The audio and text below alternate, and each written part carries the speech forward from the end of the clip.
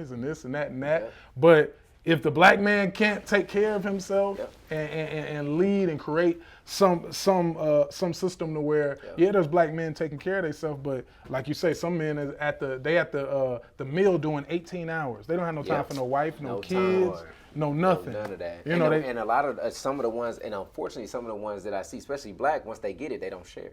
That's one of the biggest problems, and that's the reason why I share everything. Because what's for me is for me. You can't take anything from me. Right. And what's for you is for you, and I can't take anything from you. You can't be cheated. The only way you can be cheated is you cheat yourself. Wow. You know? That's right. So, but again, that also comes down to mental maturity and understanding that, for one, your purpose, what you were here for. Because anything that you're here for, God is going to give you the resources for it. He didn't tell you to worry about how. He just told you to do it. Right? Yeah. So if you're not worrying about that piece and you just focus on, okay, he told me to do this, so I'm gonna keep doing it. Well, God, you see this coming up. He ain't gonna just leave you hanging. Right. He didn't take you all that through all of that stuff in the past just to come here and leave you hanging. Right. You know, and then next thing you know, something pop up. You get a phone call, something hit the bank account. Even as a kid, I'm gonna tell you, this is so crazy because living with my mom, right? So, and we all record, so. I used to do certain things with food stamp books, you know what I'm saying? Yeah. He would work. That boy would work. He said he got another currency background. Yeah. Another currency background. You feel me? Hey, I'm just saying you couldn't get Frosted Flakes with food stamps. Right. Only the regular corn flakes. But that junk gonna say corn flakes. And then you add the sugar. They ain't the same. It just ain't the same. But you know, she did a great job of shielding our situation from us. Right. But at the same time, we still saw it because there's only so much you can hide. And I can't even tell you how many times like a check popped up in the mail for the exact amount that she needed. Wow. I'm telling, and like, or money, she would get money from someplace and it'd just be an envelope for exactly what she needs. Right. Over and over. And I'm seeing this growing up. So that just reinforced in me, you know, God got us and trust in us, and that, okay, if this is happening right here, he's got a bigger purpose for all of us. And I always, growing up, I knew I was different because my older brother used to do things that my younger, and they both do the same thing, but I never understood that, and I never fit in with anybody. Right. Ever. That's why I always hung out with my grandfather and older people, because I had that same philosophy. Somebody already made the mistake. Why would I go make the mistake too? Exactly. I already had it. But at the same time, I understood when you buy somebody's opinion, you buy their lifestyle. So there was a point to where I outgrew that and I had to go get more. That's why I went off to the military. Because I knew my parents couldn't teach me how to be a millionaire, because if they knew, they would be one themselves. Exactly. So I had to go and draw from, and before that, before the physical, people always have the option of a book. You can have a book mentor. Dr. Miles Monroe from his grave still teaches me now. Yeah, definitely. You know what I'm saying? And Eric Thomas used to teach me straight on YouTube in his books, and I ain't never met him until a couple of days ago. Amazing experience. We ain't gonna talk about that though. But Eric Thomas, he's ferocious. Dude, man, you know, and my wife and my wife listen to him. He has like. He'll wake you up. If you hear that in the morning, if you get up and you hear that in the morning, you like, man, I ain't doing half of what I'm supposed to be doing. Let me get off of my butt. It's accountability. You know, most of the time we know what we're supposed to do. We just ain't doing it. And if there's nobody there, the best person to finesse you is you.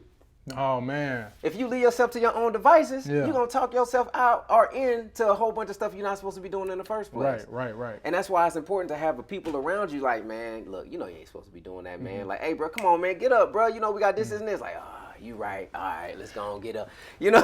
I'm finna ask you this question just to ask you, because you said something. You said you were different from your brothers, and you kind of didn't fit in here, this and this. Right. How, like, to see where you are now, you say you walk through the military, you're crypto trading, and you're doing certain things right now. Like, how important is it for you to, as a young black man, to be thinking about your future? Because it sounds like you did some stuff to, like, because think about it. You know, sometimes as black men, we'll put ourselves so far behind. You know, if you think, like, there's certain, like, people who I've dealt with and known forever, and it's like a life that they made 20 years ago. They still trying to recreate it and dig out and find a way out. And it's so much harder to even, that's why a lot of times trying to grasp the crypto thing, this is like, I can't get no excess money or something that's going to make me rich. I can't even think about being rich because I've done this and done that. But it seems like your fortitude and your early decisions and your faith have a lot to do with where you are now. And like, how does that continue to drive you and keep you grounded from that same space of, when you're being younger to now? Because I understand that the system built for us was not built for us to win. It's a trap, right? So if they constantly have you thinking about your bare necessities, you can never think about abundance. Right. And that's the piece that I know that, even in my low moments, that's where God comes and intercedes and remind me of certain things. And that's why it's so important to read those things, because when the Bible talks about there's nothing new under the sun, that means somebody has already been through it. That means somebody already have the answer. But that he also says, seek first the kingdom of God and all of his righteousness, and all these things will be added unto you. Right. So that means if all the answers are already there, all I got to do is seek.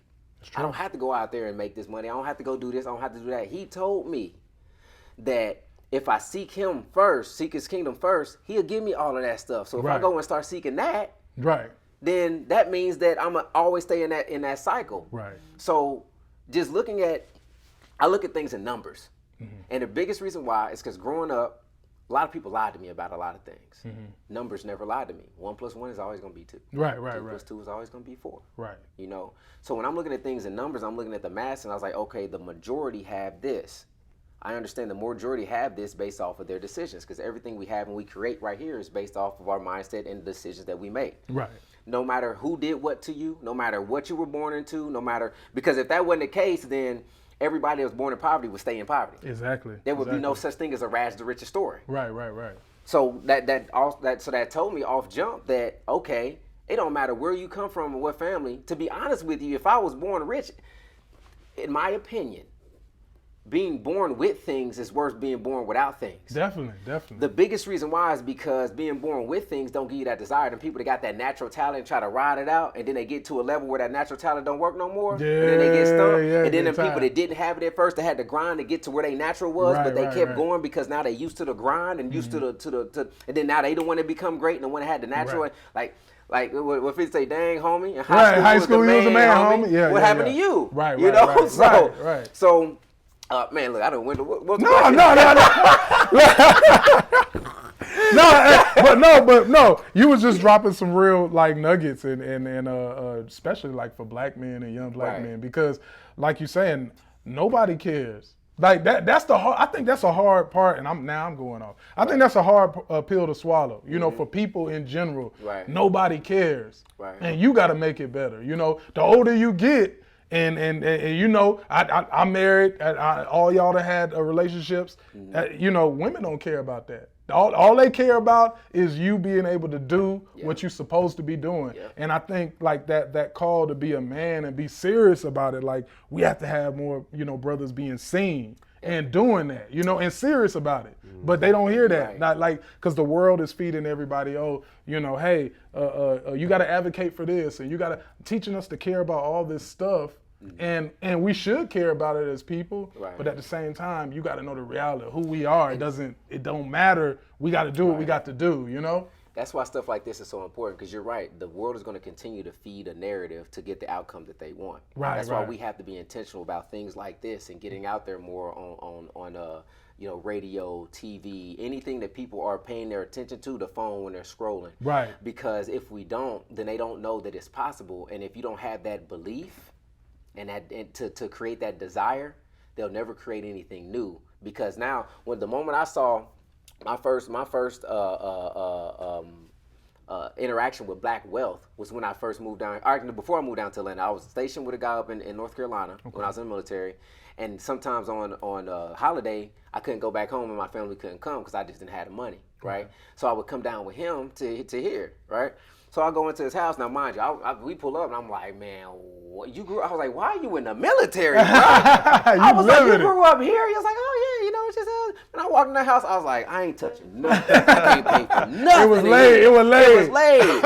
And then his dad came up and introduced me and everything. I was like, man, I've never seen black people live like that before. Right. So when that happened, even to this day, I thank him, because when that happened, I was like, now my mind's expanded, and it couldn't go back to his original shape. That exposed you, like that exposure. I'm like, we could do this. I was like, so all these people over here, the man this, the man that, the man this. Nah, bro, it's you. I was like, because I see people out here winning, and then I heard his story, and I saw where he came from, because his father came from rags with like 7 brothers, and grew up and created this, and all his brothers doing good also. You know what I'm saying? So seeing that piece of it, and now that's the reason why we love exposing, children to, we'll go and take them like, hey, let's go look at a mansion.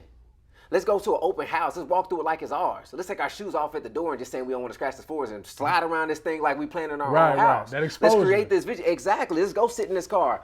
Let's go smell what this Rolls Royce smell like. It smells different than a Corolla. You know what I'm saying? Right. It's a difference, yeah. Absolutely. If they let us start it up, it just depends. But it doesn't matter. That exposure saying, hey, not only can you get this, but you deserve this, and you can have this, whatever you want, and you don't have to be like that. When people talk about generational curses, I don't believe in that. I believe in generational mindsets. Mm-hmm. It's a mindset being passed down. It's not a curse. Mm-hmm. Because right now you can't sit here and tell me that I'm going to end up like my dad. You can't sit here and tell me I'm going to end up like my grandfather, because I've already broken that, because I've already broken it. Right. First generation. Mm. And now that I've done that and went away and got that information, now I have something to bring back that they can relate to, because I was on them streets at the same time when they was fighting dogs, when they were passing off stuff on corner, when they were doing all those different things. Right. And now they see, and now I'm also not the person that just went away and just didn't come back, and they're like, oh man, he done changed, this and that. Someone still say I changed. I was like, you're right, I did change. And I was like, and that's why I'm capable to bring you up. Man, wow. I had to. Wow. I had to. Because if I stay in the same mindset, I wouldn't have been able to lift you up right now. Yeah. Come on, King. Come on, Queen. Let's go. You ain't got what you need to get out this situation, but I got it. God gave it to me. I'm giving it to you. Man, that's real right there. I'm Just a Little Toxic podcast. Behind the scenes. Golly, man. God-driven global. We go. He just smoked it. I got it.